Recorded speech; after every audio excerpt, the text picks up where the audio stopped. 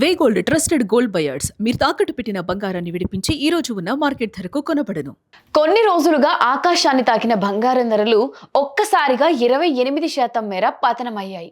Iran మరియు America మధ్య కుదిరిన శాంతి ఒప్పందం వల్ల క్రూడ్ ఆయిల్ సరఫరా పెరిగి ధరలు 15% వరకు తగ్గడం ఒక ప్రధాన కారణం. అంతర్జాతీయ మార్కెట్లో డాలర్ వాల్యూ పెరగడం మరియు యుఎస్ ఫెడ్ వడ్డీ రేట్లను పెంచుతామని సంకేతాలు ఇవ్వడంతో పెట్టుబడిదారులు బంగారం కన్నా బాండ్ల వైపు అంటే 8 నుంచి 10% లాభాలు ఇస్తుండటంతో మొగ్గు చూపుతున్నారు. విదేశీ మారక ద్రవ్యాన్ని కంట్రోల్ చేయడానికి ఫిజికల్ బంగారాన్ని కొనడం తగ్గించి పొదుపు పాటించాలని ప్రధాని మోడీ గారు కూడా సూచించారు.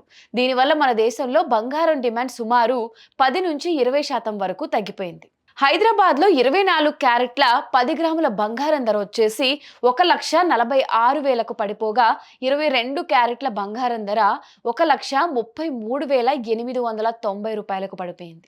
అంతర్జాతీయ మార్కెట్లో ఔన్స్ బంగారం ధర డాలర్ ప్రకారం మనం చూసుకున్నట్టయితే 4,144 వద్ద ట్రేడ్ అవుతుంది.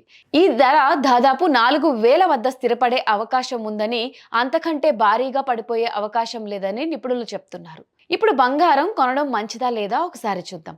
పెట్టుబడిదారులకు కేవలం పెట్టుబడి కోసం అయితే ప్రస్తుతం బంగారం, రియల్ ఎస్టేట్ మరియు స్టాక్ మార్కెట్ కన్నా బాండ్ల వైపు వెళ్లడం మంచిదని అనలిస్టులు చెప్తున్నారు. అలాగే మొత్తం పెట్టుబడిలో 5% నుండి 15% వరకు మాత్రమే గోల్డ్ రూపంలో పెట్టుబడి పెట్టాలని సూచిస్తున్నారు. పెళ్లిళ్ళ సీజన్ కాబట్టి భవిష్యత్తులో పిల్లల కోసం లేదా శుభకార్యాల కోసం ఆభరణాలుగా కొనాలనుకునే వారికి ఇది ఖచ్చితంగా మంచి సమయం. రేట్లు తగ్గిన ఈ సమయంలో కనీసం 20 నుంచి 30 గ్రాములైనా కొని పెట్టుకోవడం మంచిదని సలహా ఇస్తున్నారు. అసలు గోల్డ్ పరిస్థితి ఇలా ఉంటే వెండి డిమాండ్ ఇలా ఉంది. వెండి డిమాండ్ అనేది బంగారంపై కాకుండా సెమీ కండక్టర్ ఇండస్ట్రీ మీద ఆధారపడి ఉంటుంది.